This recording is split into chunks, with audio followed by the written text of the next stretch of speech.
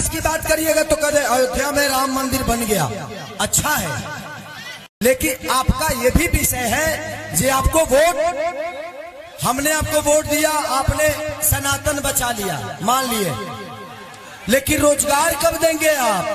पूरे जीवन सनातन ही बचाएंगे? सिर्फ सनातन पे बात होगी और रोजगार? अच्छा भौजी तू लो नहीं खुद जहां की तरह लोग के मोहरत तरह लोग के साथ रहो। सच के साथ रहता हूं, पर कहीं भी आए बाएं साए नहीं बोलना चाहिए, इसीलिए पढ़ाई लिखाई बहुत जरूरी है।